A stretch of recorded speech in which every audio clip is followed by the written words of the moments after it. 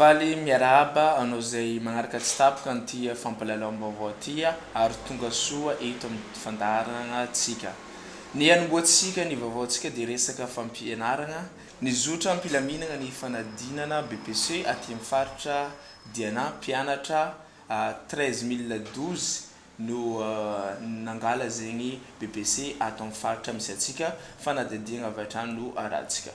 Fanadinam-panjakana BPC mizotra am-pilaminana fanadinam-panjakana BPC aty amin'ny faritra Diana hoy nambarany Andriamatoa Zaf Edmond Drain Diana.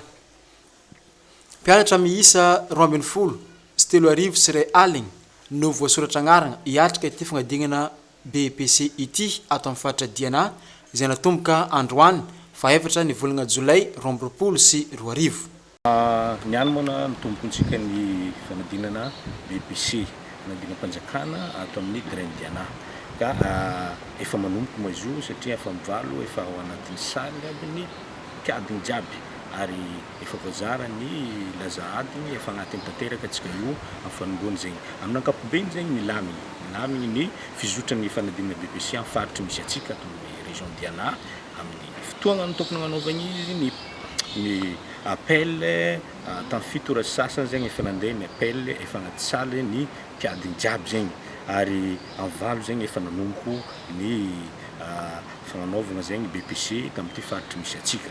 Raha ny mampiavaka tamin'ity taogno ity zegny voalohany zegny ny fahatongavan'olo izany hoe ny fahazotoan'ireo mpianatra zanakatsika reny zegny namonjy ilay fotoagna araka ny tokony ho izy ary tsara homagna ny mpianatra tsiraikaraiky satria tsisy nagnadina convocation ny fitaovagna jiaby zegny tegna hoe araka ny tokony ho izy. Eo koa moa ny an'ireo mpampianatra zay mpiara-miasa dia niezahana moa mba nagnifagna ny vacation'izy ireo satria mba ahafahan'izy ireo araka ny teniny ramatoa ministra sy ny tanjona fotoanam-panjakana igny zegny mba ahafahan'ny tsiraikaraiky zegny mba hanatanteraka ny asany zegny tsy maintsy atao ny zavatra raiky tokony sitrahany mpampianatra tsirairay avy zegny nagnano ezaka ny sisiko tsiraikaraiky raha tsy laza atsika sisiko ato amin'ny région Diana zegny zay misy sisiko dimy atsika nagnano ezaka farany zay vitan'ireo zareo mba nanamboana zegny vacation ndraiky mpampianatra raha ho isa angambany mety efa kely sisa ny vacation ndraiky mpampianatra atsika regny fa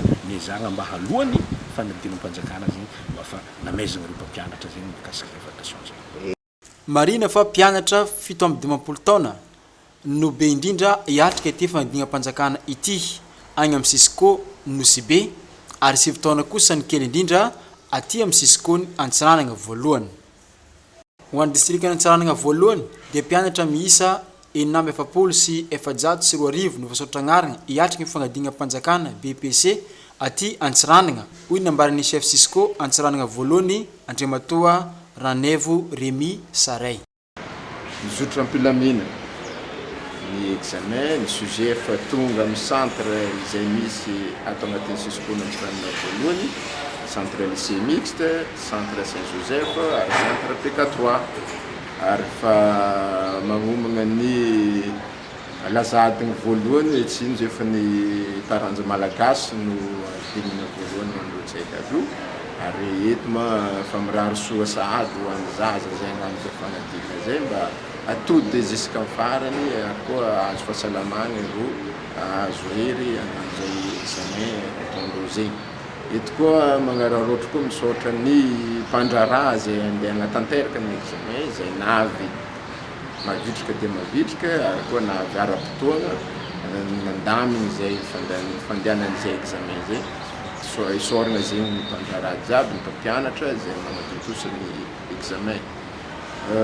Ny vinavina zegny izy koa tety andro zay napetraka ny ministère araka ny note zay nalefa dia agny amin'ny jeudi manomboka ny correction dia vinavinaitsika lataka amin'Janahary agny mercredi farantara jeudi ny semaine ambony zegny miboaka ny résultat ka ito dia mirary soa ho antsika jiaby ary mpandraraha jiaby sotratsika jiaby. Vavaka ho an'ny mpanala fanadinana panjakana BPC tao amin'ny lycée Chapelle Adventiste no nagnanaovana zegny ny sabotsy le 2 juillet lasa teo igny ndao arahantsika ny fanadadiagna makasiky izegny. Mpianatra 770 mianatra amin'ny lycée adventiste Antsiranana sy mpianatra avy amin'ny sekoly hafa eto tampon-tanànan'ny Antsiranana izay agnarany fanadinam-panjakana manomboka androany faha 4 ny volana Jolay 2024 no notolorana vavaka fampahirezana tsodrano mba ahafahan'izy ireo hiatrika ny fanadinam-panjakana ampitony tanteraka. Ny bokin'ny Samuela voalohany toko fahafatamben'ny folo ny andiny fa 4 amby telopolo fa hoy Davida tamin'ny Saola ny mpanomponao niandry ny olondrainy ary nisy liona sy be raha tonga ka nalasa ny zanak'ondry teo amin'ny ondry. Io no afatra izay nentiny pasteur Tahina Gideon aumônier lycée adventiste Antsiranana nampahery ireo mpianatra ireo ny marandraigny sabotsy fa 2 ny volana Jolay 2024 lasa igny. Nambarany nanitra ny fampianarana izay nataony fa nifatokegna amin'ny zavatra kely izay anagnany tsiraray avy no antoko ny fahombiazana ho anisam-batan'olona tsarakaraiky avy. Nagnamafy izany ihany koa ny proviseur adjoint lycée adventiste Antsiranana fa zava-dehibe ny fitrotroagna-bavaka ho an'ireo mpianatra ho fampahirezana ny tsiraray avy ihany koa. Nambarany fa efa fanaon'ny lycée adventiste Antsiranana ny mitrotro-bavaka ireo mpianatra izay agnalany fagnadingana mpanjakana toy ny CPE, BPC ary ny baccalauréat. Ny sekoly adventiste Antsiranana dia efa manana ny fomba fatao isan-taogno rehefa ma-école misy ireny école adventiste dia agnisan'ny mampahery ireo zanakatsika izay agnala fanadingana ara-panjakana dia ny BPC. Tsara marigny manko ny CP zay vita taloha fa androany no fotoana nanaovana ny BPC ireo ankizy zay anala fanadingana BPC amin'ny alatsinainy ho avy izao. Koa dia faly izay satria nahita sontegna andray aman-dreny miaraka mpampianatra maro be izay miara manotrona izany fotoam-bavaka izany. Koa dia mitombo zany natondrano tamin'ny 6 ka hatramin'ny 4 koa dia inoatsika antinetsika fa Andriamanitra dia hiditsantsehatra amin'ny zanakatsika amin'ny fanadina zany ka hitahy ary ampahiry azy ireo ihany koa ilay Andriamanitsika. Ka inoatsika ihany koa fa azo voka tsara atsika amin'ny fotoam-pianarana 2022 ity. Antsakira mpiderana nataon'ny zatovo midera avy ao amin'ny fiangonana Tanambo centre tao amin'ny église Grand Pavois ny zoma lasa teo igny ny fanadediagna dia arahantsika avatrany. Antsakira mpiderana nataon'ny zatovo midera avy ao amin'ny fiangonana Adventiste Tanambo centre Antsiranana. Mihira olona anankiray satria voadona amin'ny resaka fitiavana. Ny hira koa i Miriam satria navotany Jehova tafitsaka ny ranomasina mena. Ny hira sy ny tendry Davida tanam-piandrasana ondry eny nangala fanahy ratsy ihany koa.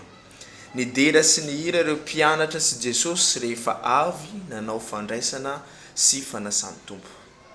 Midera sy ny hira koa ireo zatovo avy ao amin'ny fiangonana Adventiste Tanambo centre izay natao tao amin'ny église Grand Pavois tamin'ny zoma voalohany volana Jolay 2024 teo iny. Tsy ho tapitra ary hita eo amin'ny sehatra maro samihafa ny hira ary samy manana ny fomba fanatanterana izany. Fa ho antsika kristianina kosa dia natao hiderana sy hankasana ilay pary atsika. Tafiditra tanteraka ao agnatin'ny asa fitoriana ny filazantsara ihany koa ny hira satria fantatra fa tsy vitsanisa ary maro ireo resy lahatra ary vonana andray any Kristy sy anaraka any Jesosy amin'ny alalan'izegny hira izegny. Zay ndray namarana ny vaovaontsika tamin'ity niany ity isaorana anao zay niaraka taminay teto hatramin'ny farany ny namanao Bezara Stanio nanolotra ny vaovao teo ary isaorantsika koa namana Arlembe Mitombo zay nitatitra ny vaovao teo sy namana Arsolo zay ao amin'ny lafiny tekniky dia mametra veloma ny amin'ny magnaraka indray veloma tompoko.